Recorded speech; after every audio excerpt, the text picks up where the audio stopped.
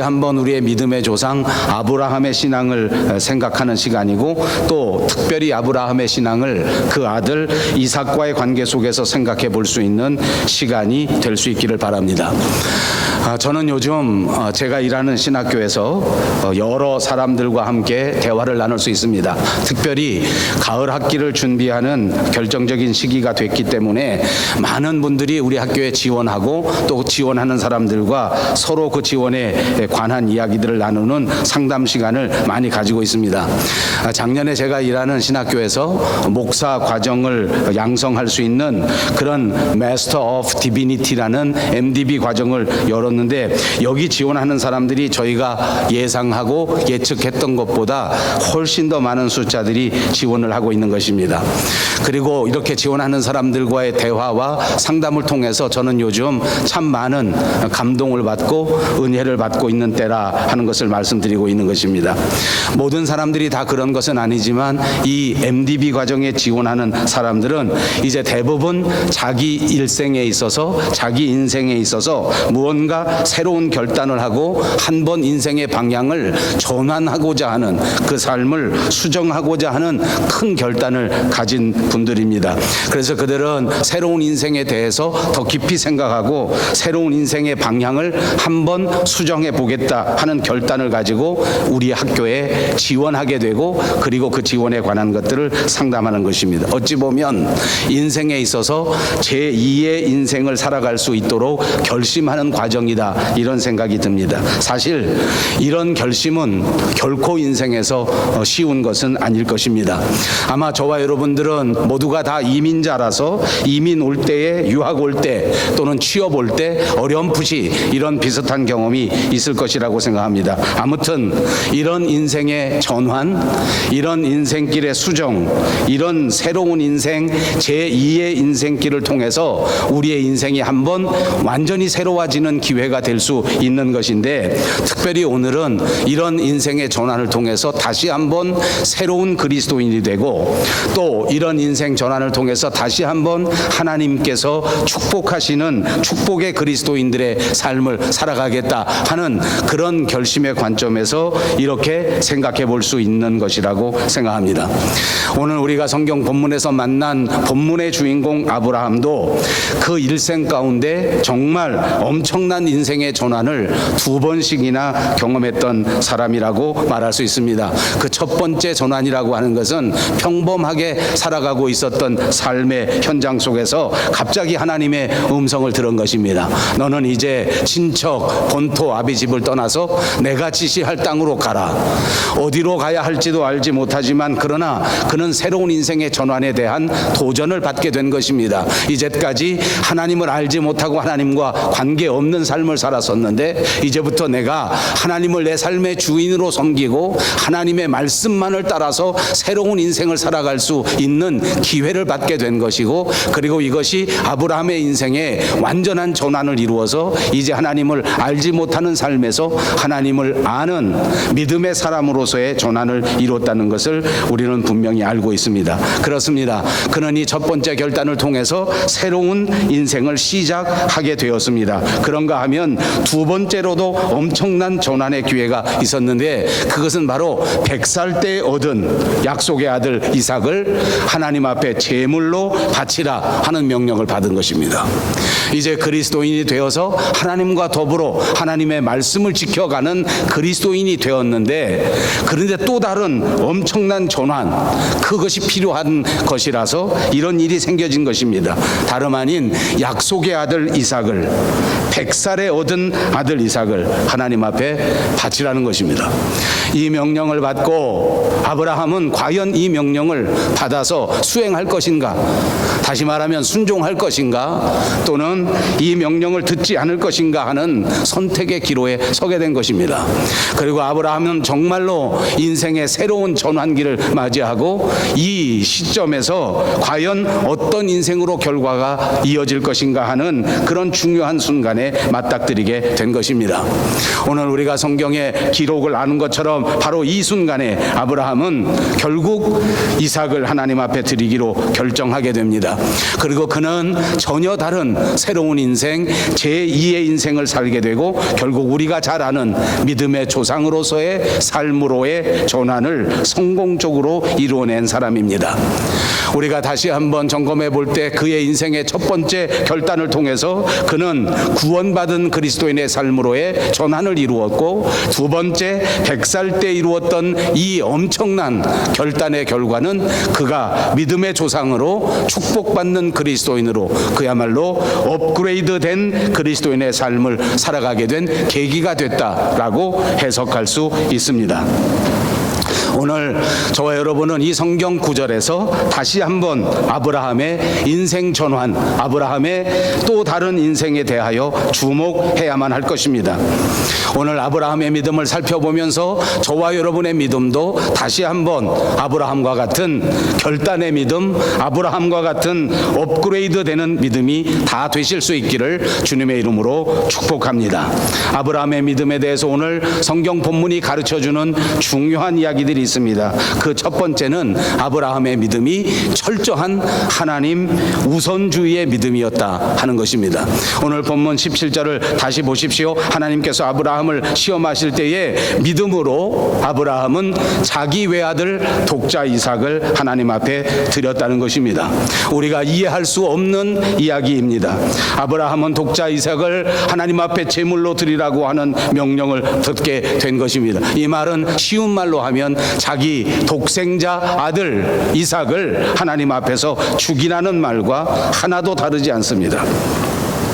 그가 하나님을 가장 우선적으로 여기지 않았다면, 아브라함의 신앙의 삶의 모습이 하나님을 최우선으로 여기지 않았다면 이 말을 순종하기는커녕 귓전에도 들을 수 없는 엄청난 말이었습니다.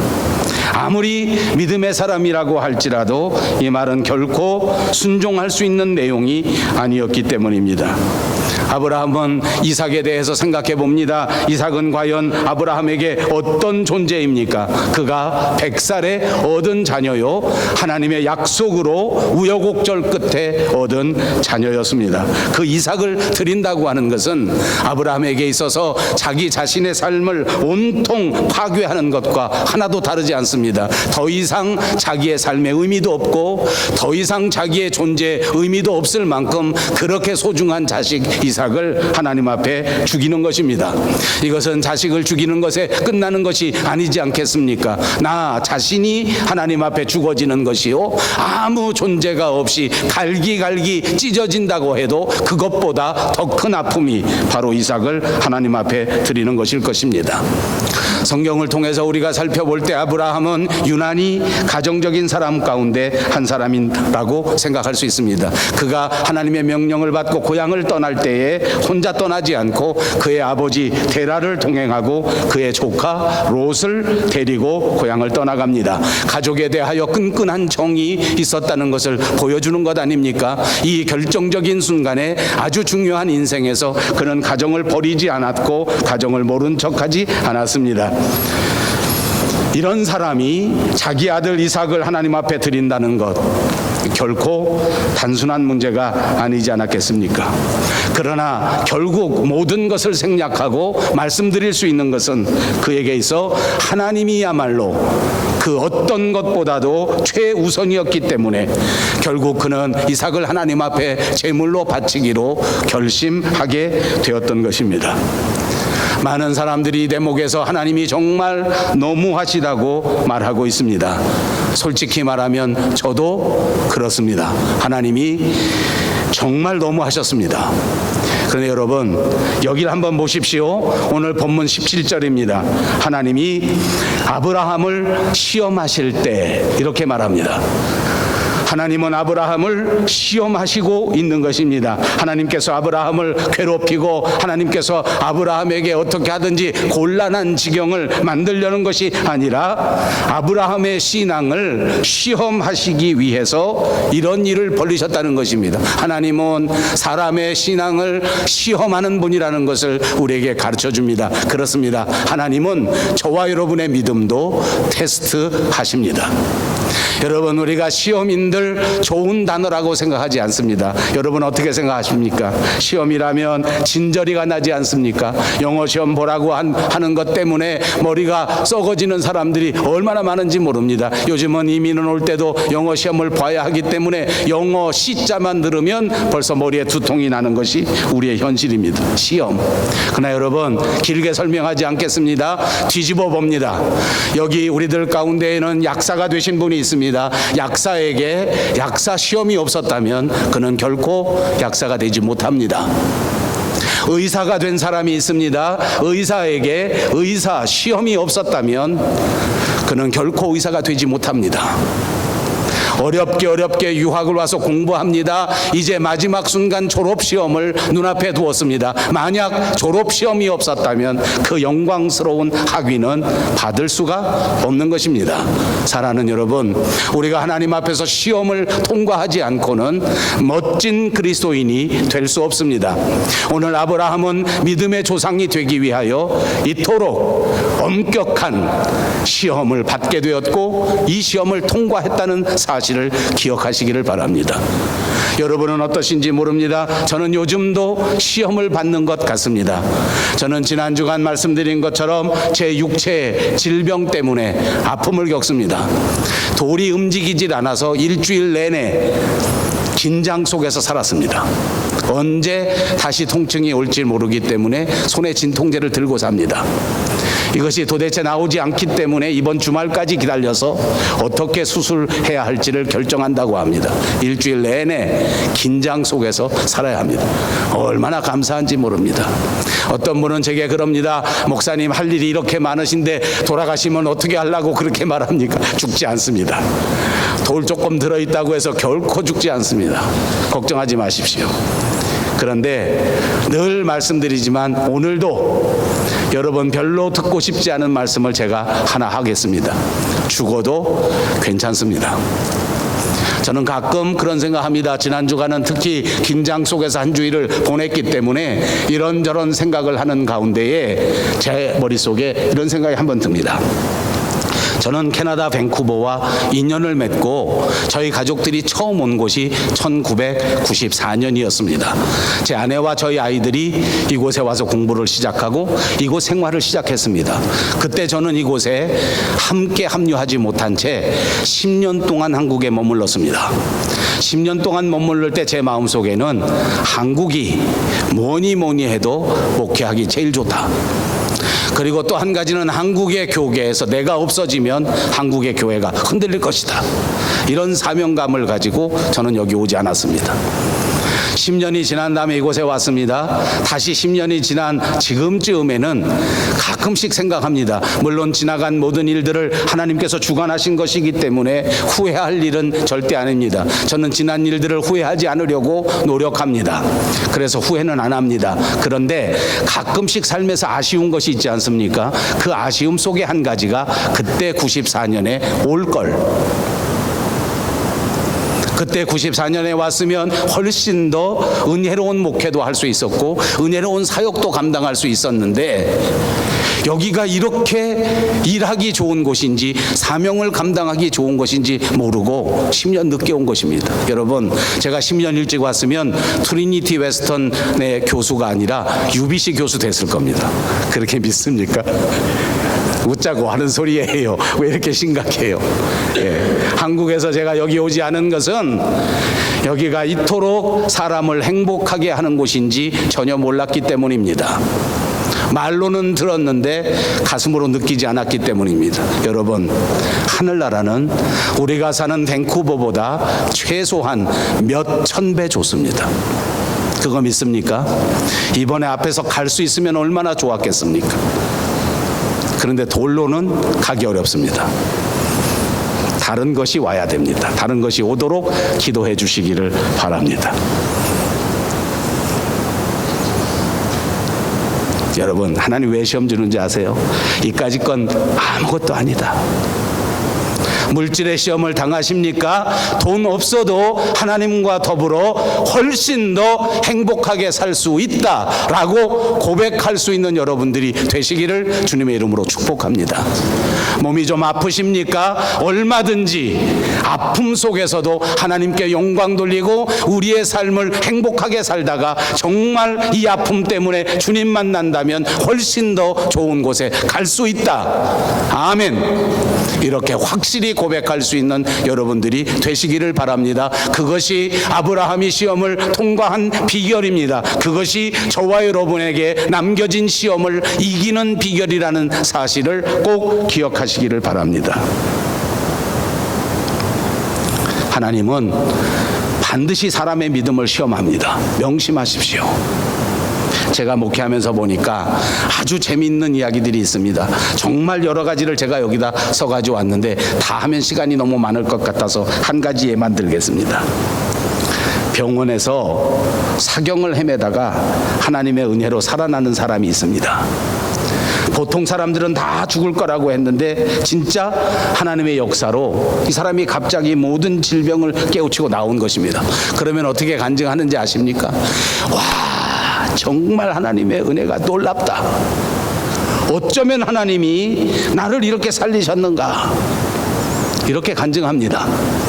그런데 시간이 조금 지나면 어떻게 하는지 아십니까? 야, 내가 정말 그때 아팠을 때, 그때 밴쿠버 제너럴 하스피털에 정말 용한 의사가 있어서 그때 딱 그 의사를 만나서 내가 살아난 거야, 이렇게 간증합니다. 그 다음에 다시 10년쯤 지나면 어떻게 되는지 아십니까? 내가 몹쓸병에 걸리긴 걸렸어도 이를 악물고 식이요법을 해서 아침이면 일어나서 따뜻한 물 8컵 먹고 절대 5시 넘으면 밥 안 먹고 2시간씩 산책하고, 그래서 내가 나은 거야. 그냥 낫는 게 없어, 이렇게 간증한단 말입니다. 제가 목회하면서 보니까 목사님들도 이렇게 간증합니다.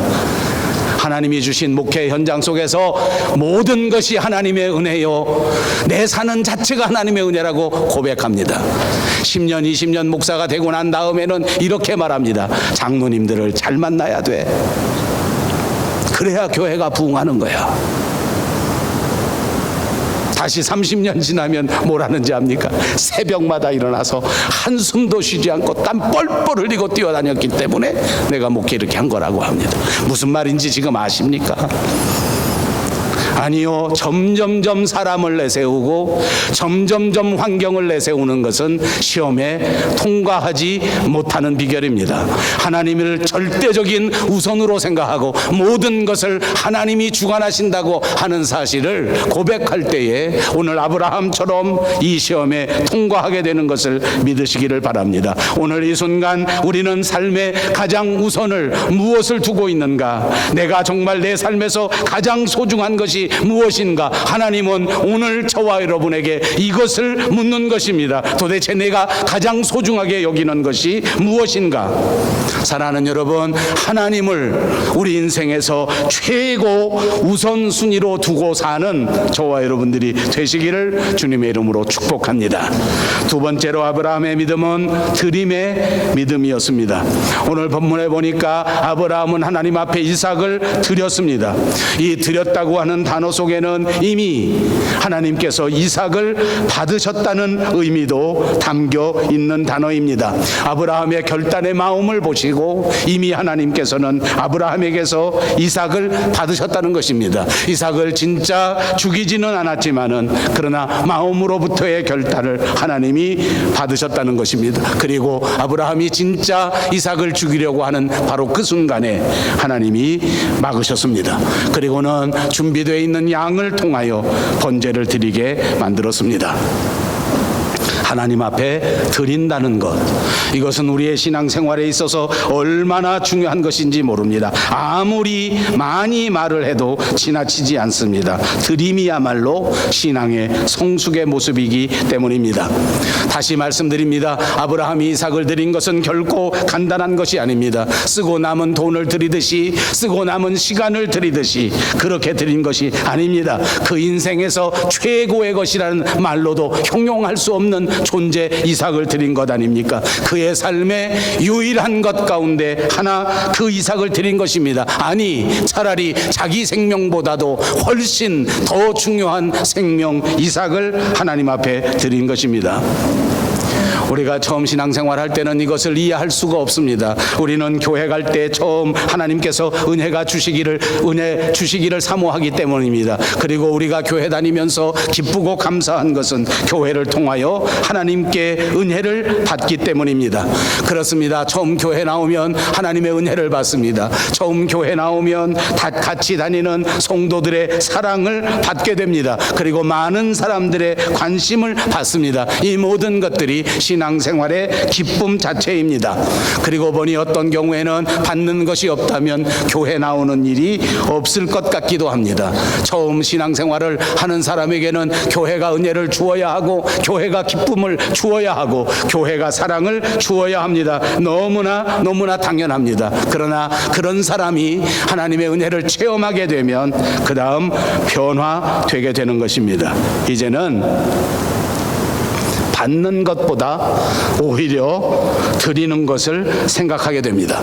하나님을 체험하면 체험할수록 이제 받는 것을 거절하고 내가 하나님 앞에 드릴 수 있는 것을 찾고 어떻게 하든지 하나님 앞에 드릴 수 있도록 노력하게 된다는 말입니다. 여러분, 성경에서는 우리에게 이 말씀을 분명하게 명령합니다. 우리 몸을 하나님이 기뻐하시는 거룩한 산 제물로 드리라. 여러분의 몸을 하나님이 기뻐하시는 거룩한 산 제물로 드리실 수 있기를 주님의 이름으로 축복합니다. 여러분 몸에서 가장 소중한 것도, 여러분 인생에서 가장 귀한 것도 하나님 앞에 드릴 수 있는 저와 여러분이 되시기를 바랍니다. 여러분 한번 생각해 보십시오. 아브라함이 이삭을 드린 것은 정말 간단한 것이 아닙니다. 무엇을 드린 것입니까? 내가 가지고 있는 소중한 것, 내가 소유하고 있는 재물, 내가 가지고 있는 시간, 이런 걸 드린 것이 아닙니다. 이삭을 죽여서 하나님 앞에 드린다는 것은 내 자신을 쳐서 죽여서 하나님 앞에 드리는 것보다 훨씬 더 큰 의미가 있는 말이란 말입니다. 자기 몸을 하나님 앞에 드린 것입니다. 그렇습니다. 신앙이 성장하면 성장할수록, 신앙이 성숙하면 성숙할수록 받는 신앙에서 드리는 신앙으로 변화되는 줄로 믿습니다. 그러므로 성숙한 그리스도인들은 이렇게 생각합니다. 내 도움이 필요한 사람이 없을까? 오늘 어디 내 기도가 필요한 곳은 없을까? 오늘 우리 교회 안에 내 봉사가 필요한 것이 없을까? 오늘 교회 가면 내가 먼저 기도해야지. 오늘 교회 가면 내가 먼저 봉사해야지. 오늘 교회 가면 내가 먼저 인사해야지. 내가 먼저 웃고 내가 먼저 따뜻한 손으로 우리 성도들의 손을, 우리 형제 자매들의 손을 잡아줘야지. 아멘. 아멘. 그것이 성숙한 신앙입니다. 여러분, 성숙한 그리스도인이 되고 싶으십니까?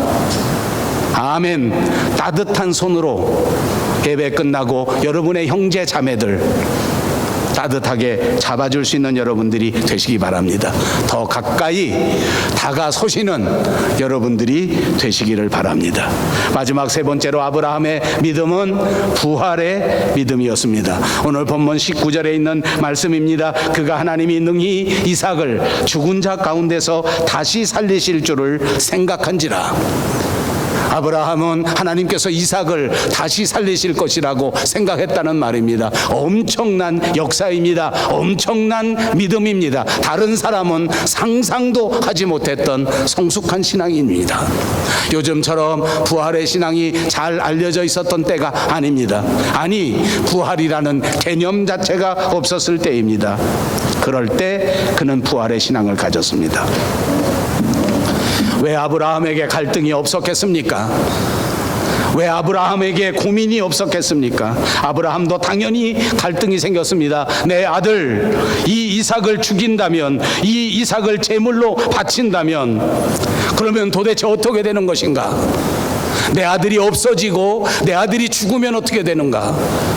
여기서 제가 또 여러분에게 말씀드립니다. 많은 사람들이 내 아들이 죽으면 끝이라고 생각합니다. 이삭이 죽으면 끝이라고 생각합니다. 이것이 초보의 신앙입니다. 오늘 하나님이 바라시는 성숙한 신앙은 이삭이 죽어도 끝이 아니라는 것입니다. 그러니까 한번 따라해 보십시오. 죽어도 끝이 아니다. 농담이라도 죽으면 끝이지라는 말 하지 마십시오. 이 세상의 마귀 사탄이 우리를 넘어뜨리는 가장 큰 무기가 바로 그것입니다. 죽으면 끝인데, 그래서 사람이 모두가 다 죽지 않으려고 발버둥 치는 것입니다. 그런데 성경은 우리에게 일관되게 가르쳐 줍니다. 죽어도 끝이 아니다. 예수 십자가는 결코 끝이 아니었습니다. 그분의 영광스러운 부활로 다시 태어나는 역사가 십자가를 덮었다는 사실을 기억하십시오. 오늘 이삭의 죽음은 그것으로 끝이 아니었습니다. 아브라함의 축복의 삶 제2의 인생을 이루는 결정적인 근거가 되었다는 것입니다. 그러므로 성경은 우리에게 말합니다. 죽어야 산다고요. 희생해야 산다고요. 양보해야 이긴다고요. 꼭 믿으시기를 바랍니다. 약함 가운데 역사하시는 하나님을 믿고 아픔 속에서도 감사할 수 있는, 질병 가운데에서도 감사할 수 있는 그야말로 성숙한 그리스도인들이 꼭 되시기를 바랍니다. 아브라함이 생각해 봅니다. 도대체 하나님이 이삭을 죽이라고 하는 것 도대체 무슨 의미인가? 하나님은 이삭을 내게 보내실 때에 100살 될 때 약속으로 주셨고, 이 이삭을 통해서 나의 자손들이 바닷가의 모래알처럼 많아질 것이라고, 저 하늘의 별처럼 왕성하게 될 것이라고 약속하지 않았던가? 그러면 만약 이삭이 죽는다면 하나님이 내게 주신 이 약속은 또 어떻게 되는 것인가? 이렇게 고민합니다. 모든 사람들이 이렇게 생각합니다. 그때 넘어지면 시험에 이길 수 없습니다. 이삭이 죽었다고 해서 하나님의 약속이 끝나는 것이 아니란 말입니다.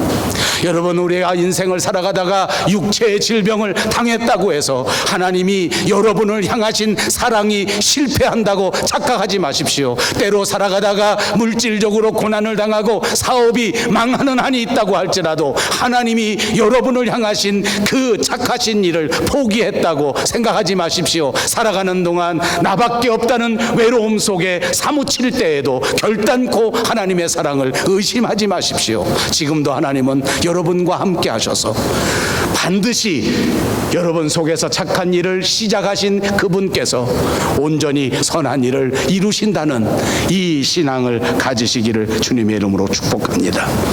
그렇습니다. 신앙 중에 가장 성숙한 신앙은 바로 이 부활의 신앙입니다. 부활의 신앙은 주님이 다시 살리신다는 신앙입니다. 부활의 신앙은 주님이 다시 회복시킨다는 신앙인 줄로 믿습니다. 여러분, 우리가 살아가면서 이 부활의 신앙으로 무장하시기를 바랍니다. 하나님은 결코 끝내지 않습니다. 하나님은 결단코 이것으로 마지막이라고 말씀하신 적이 없습니다. 반드시 하나님은 하나님의 약속을 이루신다는 사실을 믿으시기를 바랍니다. 반대로 사망 권세, 어둠의 권세는 말 그대로 사망을 붙들고 우리를 흔드는 것입니다. 사망이면 끝이다. 죽으면 모든 것이 허사다. 그래서 성경은 사망의 권세가 우리에게 왕노릇한다고 말하는 것입니다. 모든 사람이 죽지 않으려고 발버둥 칩니다. 죽음 앞에서는 그래서 모든 사람들이 의리를 배반합니다. 부모도 배반합니다. 자식도 배반합니다. 교회도 배반해버립니다. 왜냐하면 죽지 않으려고 하는 것이기 때문입니다. 베드로가 스승을 배반하게 한 것은 무엇인지 압니까? 사망의 권세가 와서 베드로를 흔들었기 때문입니다. 오늘 예수를 잘 믿었지만 예수님이 십자가에 죽으신 다음에 실망하여 엠마오 길로 걸어가는 그 두 제자, 그 마음속에 믿음을 온통 잃어버리고 절망 속에 빠지게 만든 게 무엇인지 압니까? 사망의 권세가 그렇게 만든 것입니다. 오늘 우리가 그리스도인이면서 왜 이렇게 힘이 없고, 왜 이렇게 주저앉아 버리고 싶고, 왜 이렇게 좌절하고, 왜 이렇게 피곤한지 아십니까? 사망 권세가 우리를 흔들어 버리기 때문입니다. 아무리 흔들어도 흔들리지 않는 여러분들이 되시기를 주님의 이름으로 축복합니다. 오늘 아브라함은 절대 순종으로 이 부활의 신앙을 지켰습니다. 사랑하는 여러분, 우리도 살아가는 삶의 현장 속에서 얼마든지 이런 엄청난 일들을 만날 수 있습니다. 살다 보면 누구든지 인생에서 답답한 일을 만날 때가 있다는 말입니다. 우리 스스로가 잠시도 버티지 못할 만큼 그야말로 늪처럼 우리를 끌어당기는 그런 고난, 그런 어려움, 그런 실패가 우리 속에 있을 때가 있다는 말입니다. 다시는 회복되지 않을 것 같은 그런 처절한 좌절감이, 그런 낙심이 우리를 두렵게 할 때가 있습니다. 그러나 여러분, 하나님의 약속은 여전히 저와 여러분에게 유효하다는 사실을 믿으시기를 바랍니다. 하나님의 약속이 있기에 어떠한 사망 권세의 위협도 우리를 넘어뜨릴 수 없습니다. 이런 부활 신앙으로 우리의 인생이 전혀 다른 제2의 인생으로 전환되는 역사가 있으시기를 바랍니다. 오늘 하나님께서는 우리가 이렇게 삶의 방향을 전환하기를 원하십니다. 그리고 우리가 하나님을 향한 두터운 믿음으로 부활의 신앙으로 새로워지기를 바라고 계십니다. 아브라함을 축복하셨던 것처럼 우리의 삶을 축복하시기 원함입니다. 지금 결단하시기를 바랍니다. 이제부터 정말 하나님이 최고 우선이다. 이제부터 정말 받는 신앙에서 성숙하여 드리는 신앙인이 되겠다. 이제 다시는 사망 권세의 유혹에 흔들리지 않고 두려워하지 않고 부활의 신앙을 회복해야 하겠다. 그래서 여러분, 아브라함처럼 축복받는 그리스도인, 위대한 그리스도인, 위대한 우리 밴쿠버 영성교회가 되시기를 주님의 이름으로 축복합니다.